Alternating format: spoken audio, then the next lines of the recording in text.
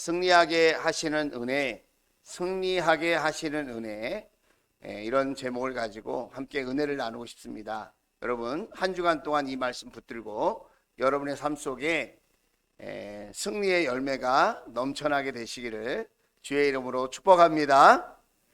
자, 믿음에 관한 많은 이야기를 우리가 할 수 있는데요, 오늘 본문 말씀의 주제는 우리를 승리하게 하시는 은혜가 믿음이다 라고 하는 그런 주제를 우리가 생각하면서 말씀을 우리가 나누고 싶습니다. 믿음에 관한 많은 진리가 있어요. 그 중에 오늘 한 부분만을 이야기하겠다. 믿음으로 승리하는 것, 그거를 이야기하고 싶다는 거예요.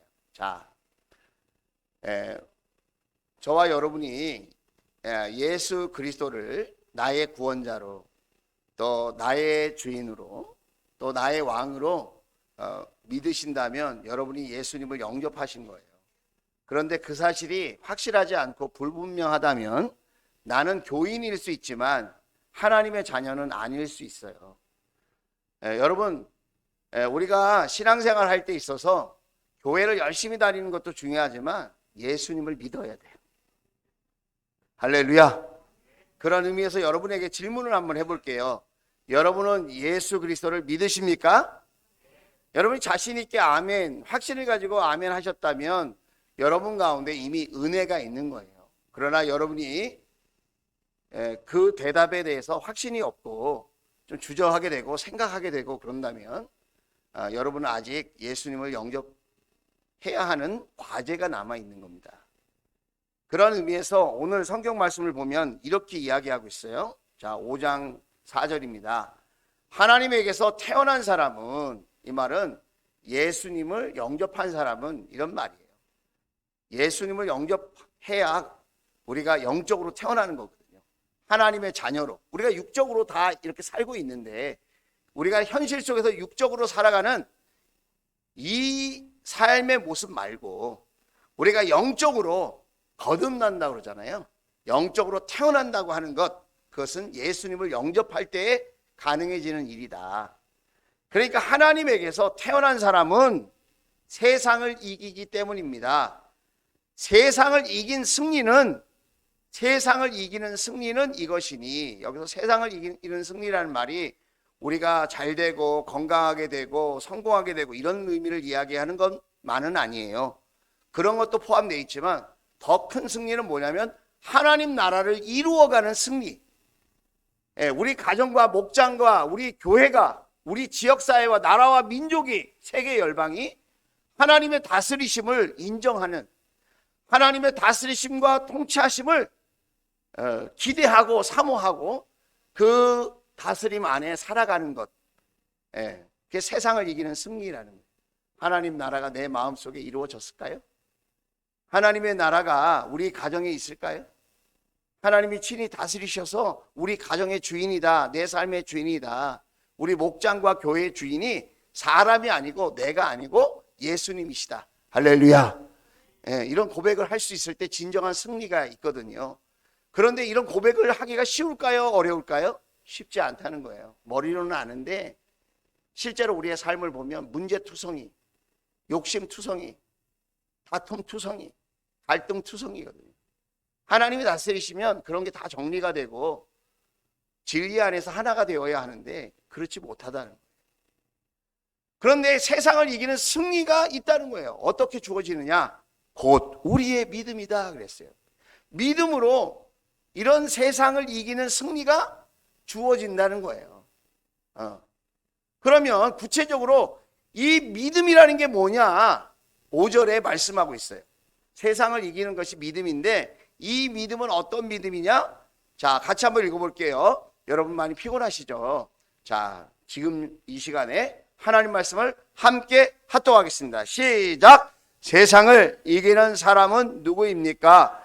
예수가 하나님의 아들이심을 믿는 사람이 아니고 누구겠습니까?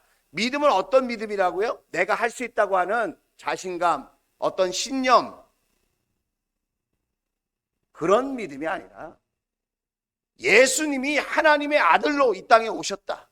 그분이 우리를 구원하시고 우리를 죄에서 자유케 하시고 그분이 우리를 하나님의 자녀로 삼으시고 우리의 왕이 되어 주셔서 이 땅에서도 하나님 나라를 누리고 우리가 이 땅과 이별하는 그날에도 우리가 영원한 하나님의 나라에서 하나님의 자녀로 영생복락, 영원한 삶을 살면서 하나님이 예비해 놓으신 그 복을 누리고 사는 축복의 주인공. 할렐루야. 예. 우리가 예수님을 믿는 믿음이 있으면 우리가 세상을 이기는 그런 승리의 삶을 살게 되어진다는 거예요. 자, 그런데 이 믿음은 도대체 어떻게 생기는 겁니까? 어떻게 하면 예수님이 하나님의 아들이심이 믿어질까요?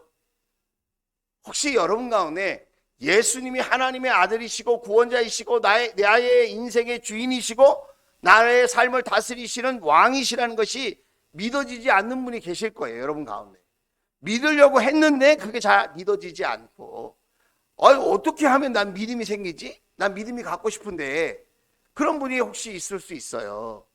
성경은 믿음이 어떻게 생기는지 다 알려주고 있거든요. 자, 로마서 10장 17절. 자, 믿음이 생기는 방법. 로마서 10장 17절이에요. 큰 소리로 한번 읽어보겠습니다. 시작. 그러므로 믿음은 들음에서 생기고 들음은 그리스도를 전하는 말씀에서 비롯됩니다. 믿음은 어떻게 생긴다고요? 들음에서 생긴다. 자꾸 들어야 된다는 거예요. 여러분 세상 말을 너무 많이 들어요. 그죠? 사람 말을 너무 많이 들어요.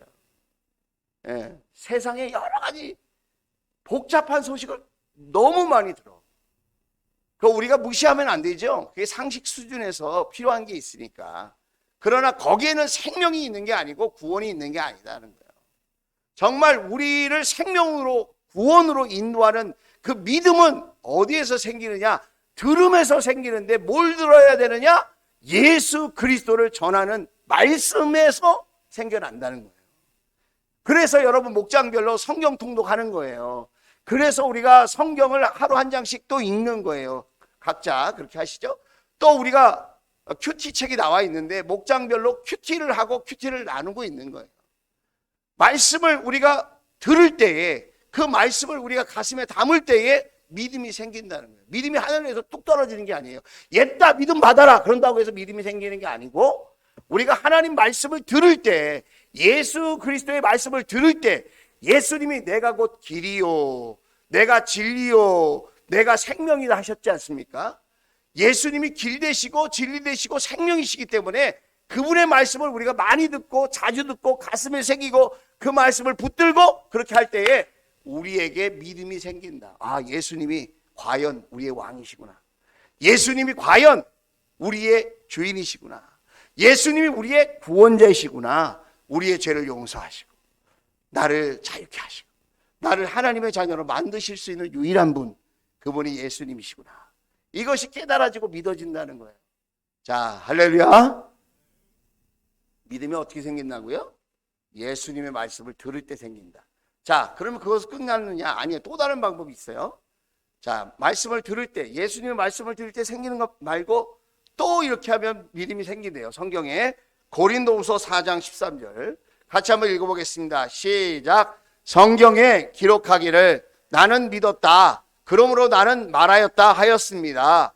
우리는 그와 똑같은 믿음의 영을 가지고 있으므로 우리도 믿으며 그러므로 말합니다. 성령님이라니까. 성령님이 내게 오시면 제가 아까 우리 목자 목녀님을 위해서 기도할 때 성령의 충만, 성령의 기름 부심이 있기를 위해서 기도했어요. 여러분, 눈에 보이는 세상도 중요하지만 눈에 보이지 않는 세상이 더 중요할 수 있어요.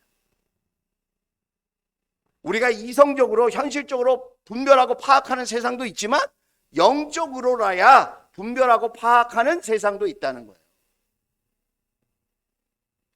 그런데 그런 현실과 또 다른 영적 세계가 있는데 그런 가운데 우리가 믿음을 가지려면 어떤 일이 있어야 되냐면 성령님이 내 안에 오셔야 돼요. 성령의 기름 부심이, 성령의 세례, 성령의 충만, 성령님이 하나님의 영이 내 안에 인카네이션, 성육신에서 오시는 것, 그것을 우리가 경험해야 된다. 기도할 때 보면 처음에는 내가 인간적인 생각으로 기도합니다. 그런데 그렇게 기도하다 보면 성령님께서 나를 터치하세요. 나에게 기름을 부어주세요. 그러면 그때부터는 내가 생각한 이성적인 기도 제목을 뛰어넘는 하나님이 주시는 기도 제목을 가지고 기도하기 시작한다는 거예요. 아마 오늘 안수 목자님으로 간증하셨지만 예전 같으면 인간적인 생각으로 판단하고 결정하고 그렇게 살았을 거예요. 그런데 성령님이 함께 하시고 붙들어 주시기 때문에 나는 마음으로는 이제 못하겠다, 그만해야 되겠다, 나는 안 돼, 자격이 없어, 이런 생각을 하다가도 성령님이 역사하시면 나의 생각과 수준을 뛰어넘는 하나님의 마음이 부어지는 거예요. 성령의 역사하심 때문에 계속 믿어야 되겠다, 계속 사랑해야 되겠다, 계속 순종해야 되겠다, 이런 마음이 생기는 거라는 거예요. 여러분, 여러분의 생각과 여러분의 의지가 중요해요. 하지만 그게 전부가 아니라는 거 아셔야 돼요.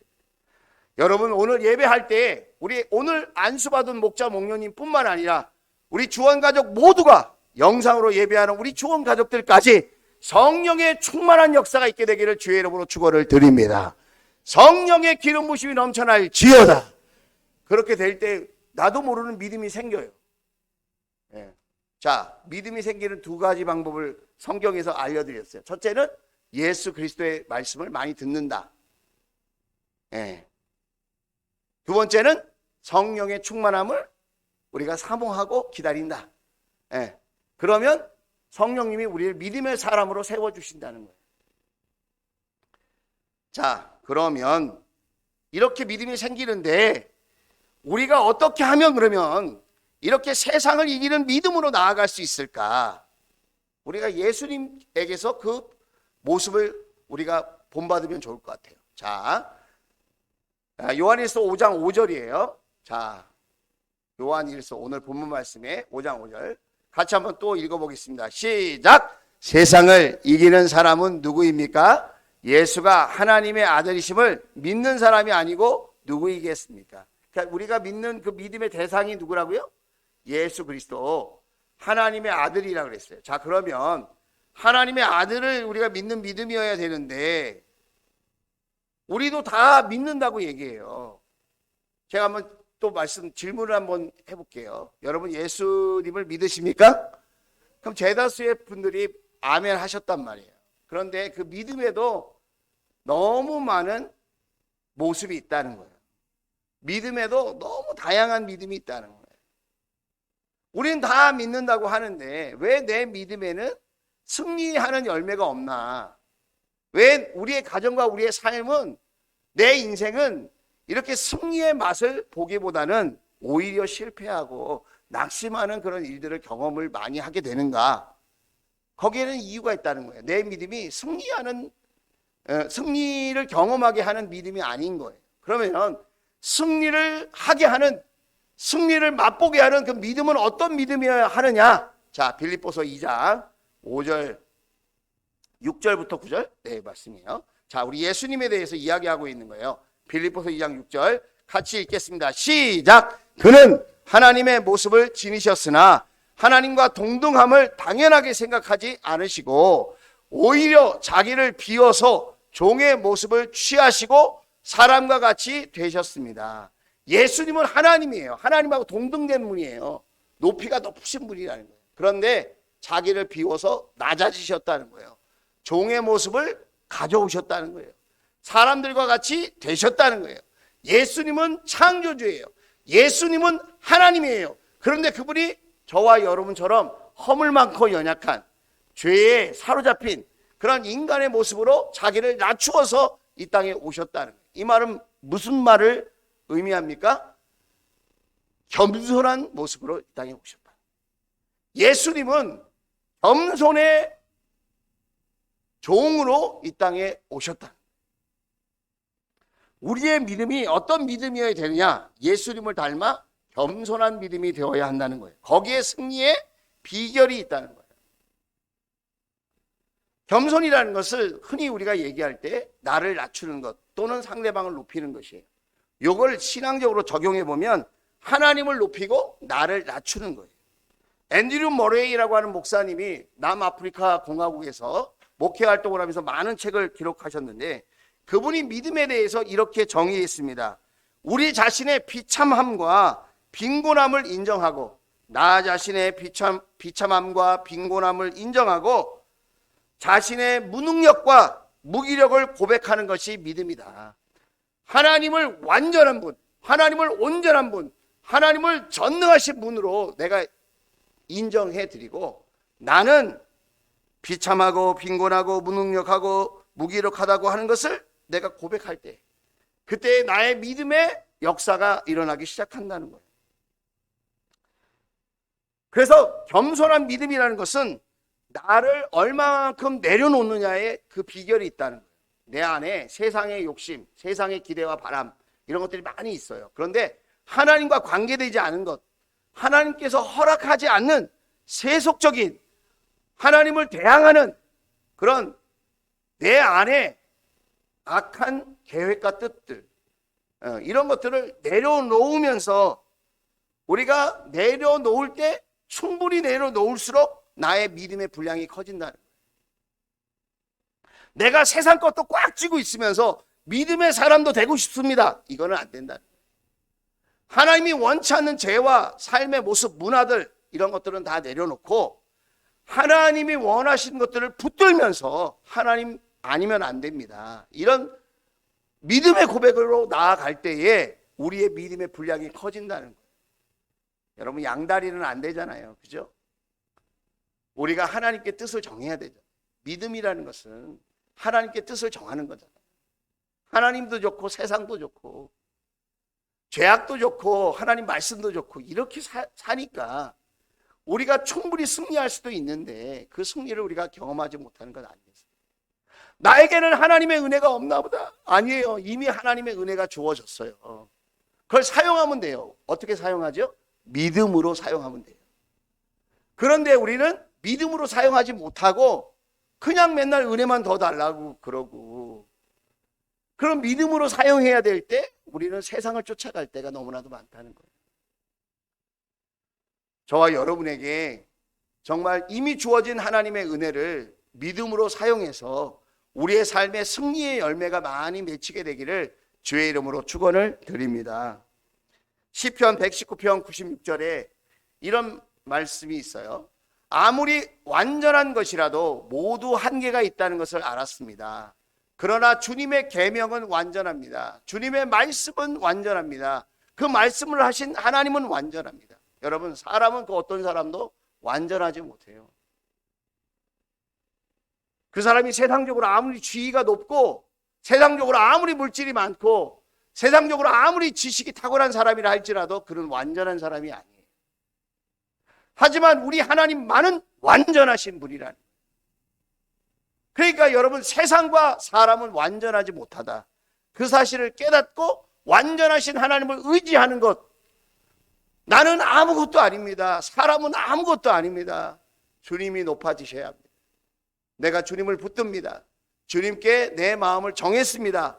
이렇게 우리가 주님을 완전히 신뢰하고 의지하며 나아갈 때에 여러분 우리의 믿음의 상승을 믿음의 풍성함을 믿음의 승리를 경험하게 될 줄로 믿습니다.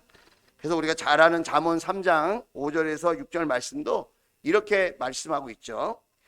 너는 마음을 다하여 주님을 의뢰하고 너의 명철을 의지하지 말아라. 6절 내가 하는 모든 일에서 주님을 인정하여라. 그리하면 주님께서 내가 가는 길을 곧게 하실 것이다. 여러분 우리가 노력해야 될 부분이 있어요. 우리가 수고해야 될 부분이 있어요. 그러나 그게 전부가 아니라는 거예요. 우리가 그 수고와 노력을 하면서 우리가 하나님을 인정해 드리자는 거예요. 하나님을 의지하자는 거예요.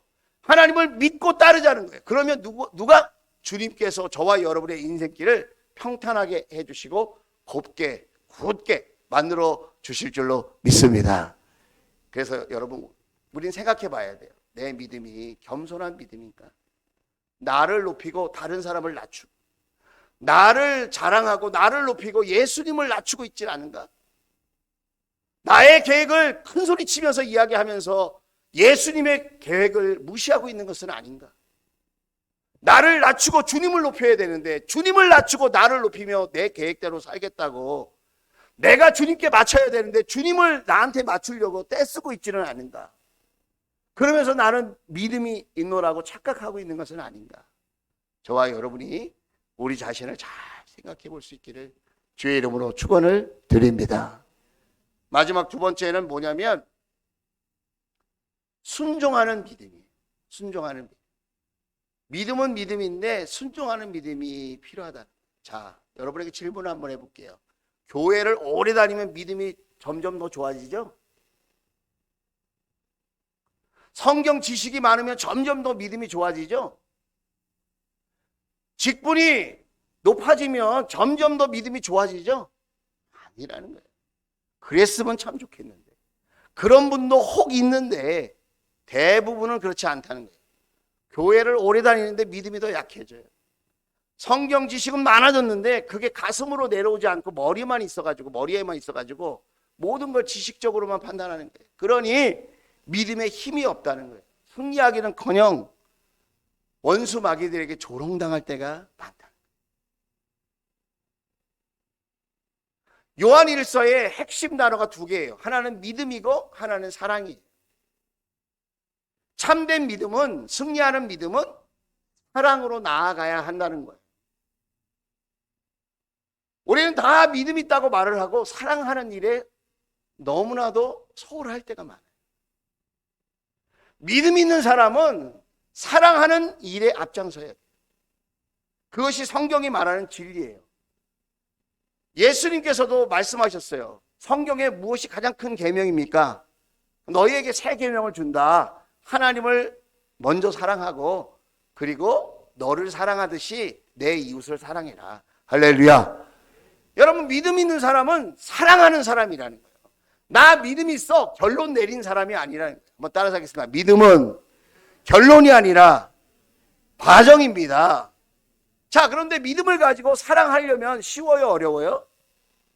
어려워요. 우리 가족 사랑하는 것도 힘들잖아요. 아까 우리 권영삼 목자님 아까 소감 얘기하실 때에 내 몸 하나 돌보는 것도 힘들어서 허덕거리고 지내셨다 하잖아요. 그런데 어떻게 목장에서 또 다른 영혼을 사랑하고 섬깁니까? 어떻게 잘 알지도 못하는 VIP를 찾아가서 우리가 사랑하고 있다고, 하나님이 사랑한다고, 나도 사랑한다고, 섬겨보겠다고 말할 수 있겠습니까? 그게 인간의 마음으로 가능할까요? 가능하지 않다는 거예요. 지식으로 가능하지 않아요. 내 의지로 가능하지 않아요. 사랑한다는 것은 나를 내어주는 거거든요. 그래서 우리 부모님들이 자식 사랑하는 거 보면 진짜 사랑하는 게 보이거든요. 왜냐하면 자신을 내어주는 모습이 보이니까.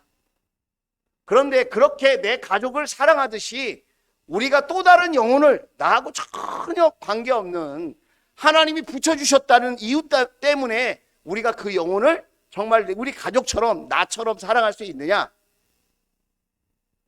그건 불가능하다는 거예요. 못하는 거예요. 못하는. 그러면 누가 할 수 있죠?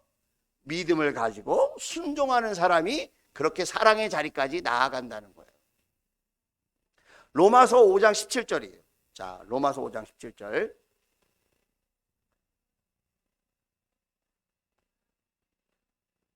네, 뒤에 보면 나와요. 인내를 가지고 기다려 보겠습니다. 자, 5장 19절이군요.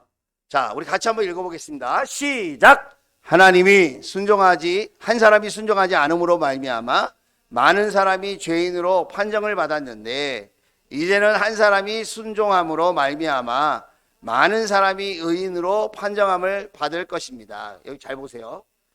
로마서 핵심 구절 중에 하나예요. 한 사람이 순종하지 않음으로 말미암아 많은 사람들이 죄인으로 판정을 받았는데 그랬어요. 이 한 사람이 누굴까요? 에덴 동산의 아담이에요. 인류의 대표이며 구약의 대표예요.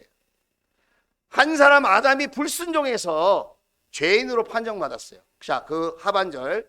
이제는 한 사람이 순종함으로 말미암아 많은 사람이 의인으로 판정함을 받을 것입니다. 이 한 사람은 누굴까요? 신약에 우리를 위하여 오신 예수 그리스도 한 사람이다. 자, 아담은 하나님을 믿었을까요? 안 믿었을까요? 믿었어요. 아담은 하나님을 믿었어. 에덴 동산에서 하나님을 봤어요. 하나님의 음성을 들었어요.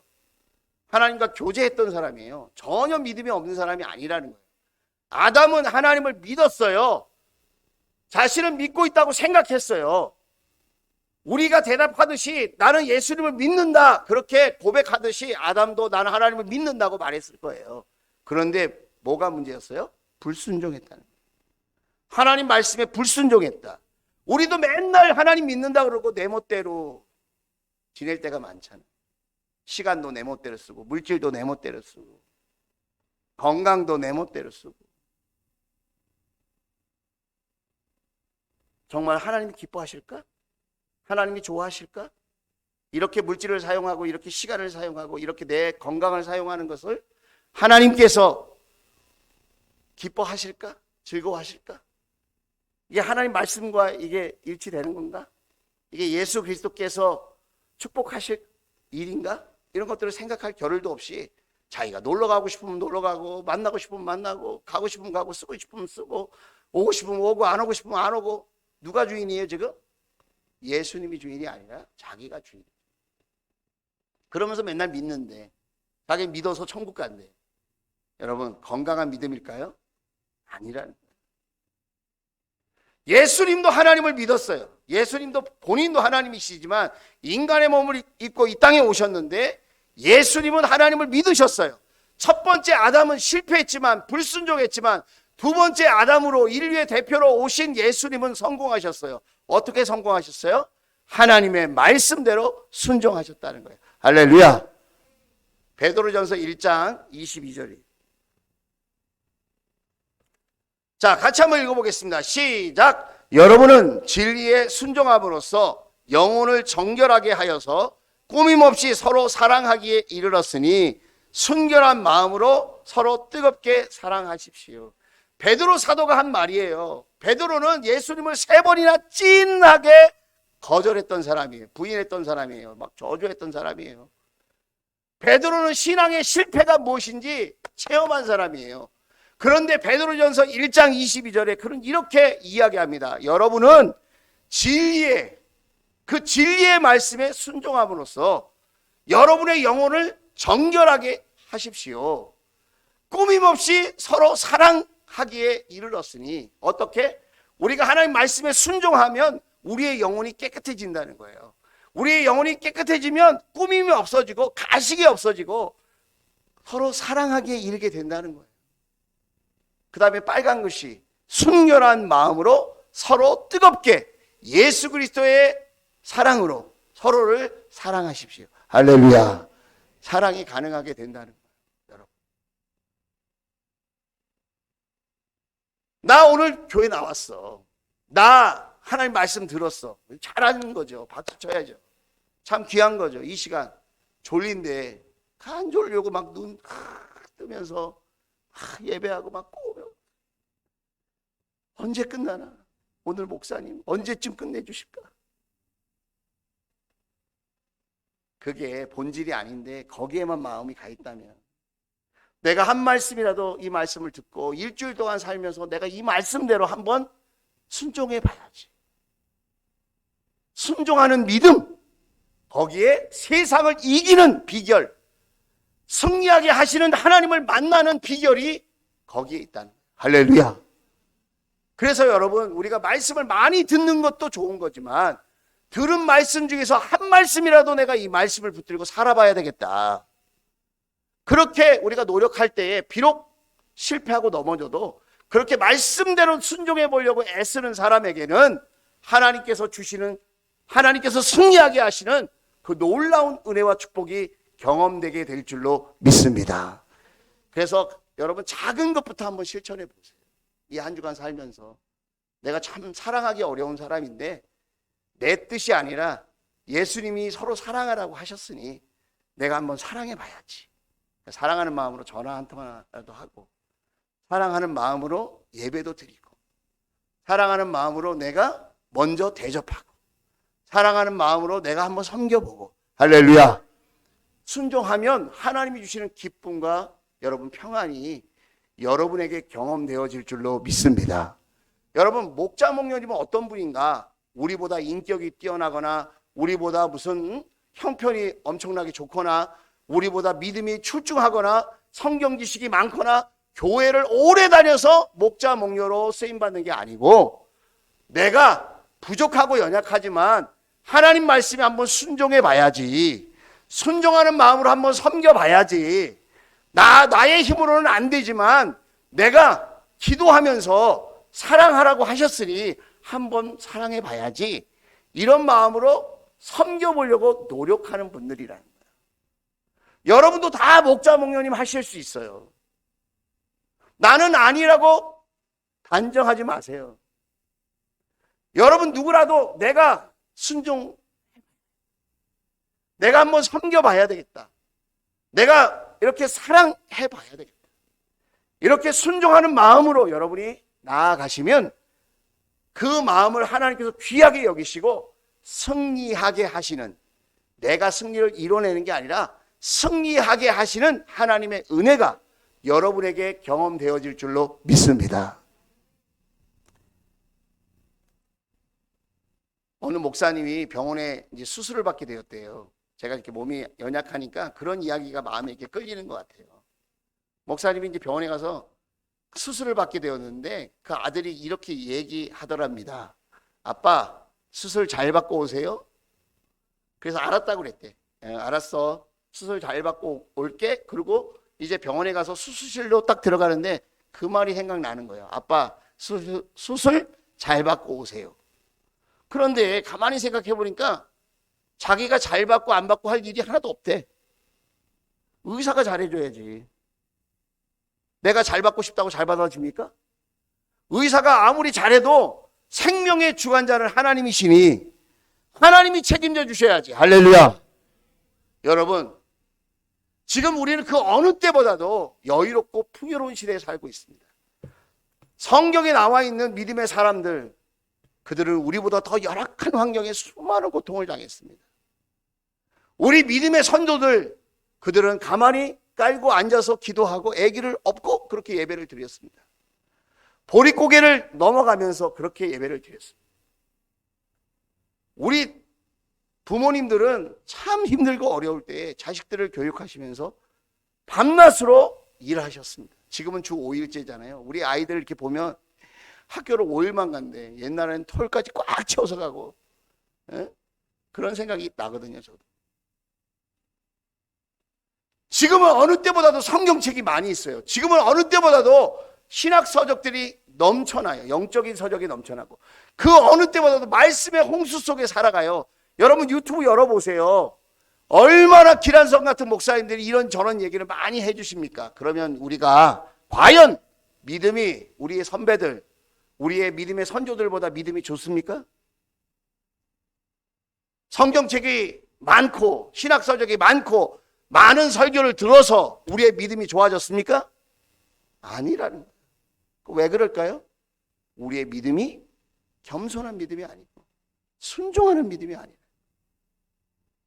우리는 늘 계산해요. 아, 이렇게 하면 너무 힘들겠다. 이렇게 하면 좀 피곤하겠다. 그런데 여러분 그거 아십니까? 예수님은 우리를 사랑하실 때 계산하지 않으셨다는 거예요. 자기의 생명을 아끼지 않고 저와 여러분을 위해서 내어주셨다. 희생이 능력이다. 우리가 조금이라도 손해보고 내가 희생할 것이 있다면 기쁨으로 희생하고 그런 희생하고자 하는 믿음으로 나아갈 때에 순종의 가치가 배가가 되고 그것을 통해서 승리하게 하시는 살아계신 하나님을 만나게 될 줄로 믿습니다. 여러분 편하게 믿어야죠. 부담 없이 믿어야죠. 그것도 다 이해가 돼요. 하지만 여러분 그것만 있는 게 아니에요. 믿음의 세계는. 내가 하나님의 말씀에 순종하기 위해서 불편한 일이 있다면 겪고 내가 하나님의 뜻을 이루기 위해서 내가 치러야 될 대가가 있다면 치르고 우리 목자 목녀님이 그 일에 먼저 순종하신 거예요. 그러면 불행하냐? 아니에요. 하나님께서 먼저 그 나라와 의를 구하는 자들에게 이 모든 것을 더해 주시겠다고 약속하셨어요. 제가 마태복음 28장 18절에서 20절 말씀, 이 말씀을 읽고 마칠게요. 예수께서 다가와서 그들에게 말씀하셨다. 나는 하늘과 땅의 모든 권세를 다 받았다. 예수님 안에 모든 권세가 있다는 거예요. 하늘과 땅의 권세. 그런데 19절, 그러므로 너희는 가서 모든 족속을 제자로 삼아서 아버지와 아들과 성령의 이름으로 세례를 주고 20절, 내가 너희에게 명령한 모든 것을 그들에게 가르쳐 지키게 하여라. 쉽게 말하면 영혼 구원하여 제자 삼는 일에 너희가 먼저 헌신해봐라. 그 얘기예요. 그러면 이 약속이 이루어지는 거예요. 보아라부터 읽어볼게요. 큰 소리로 시작! 보아라, 내가 세상 끝날까지 항상 너희와 함께 있을 것이다. 할렐루야. 하나님이 함께 하셔서 승리하게 하시고, 하나님이 함께 하셔서 보호해 주시고, 하나님이 함께 하셔서 하나님의 크기로 우리를 축복하시는 것들을 내가 승리하려고 바둥바둥 안 해도, 내가 성공하려고 그렇게 하지 않아도, 내가 먼저 그 나라와 의를 구하고 예수 그리스도를 믿는 믿음으로 나아가면, 그 예수 그리스도의 겸손을 믿는 믿음으로, 예수 그리스도의 순종을 믿는 믿음으로 나아가면 저와 여러분에게도 반드시 승리하게 하시는 하나님의 역사를 맛보게 되어질 줄로 믿습니다. 경험하게 되어질 줄로 믿습니다. 복음의 통로, 축복의 통로가 될 줄로 믿습니다. 여러분 그 일의 간증자가 될 수 있기를 주의 이름으로 축원을 드립니다. 기도합시다.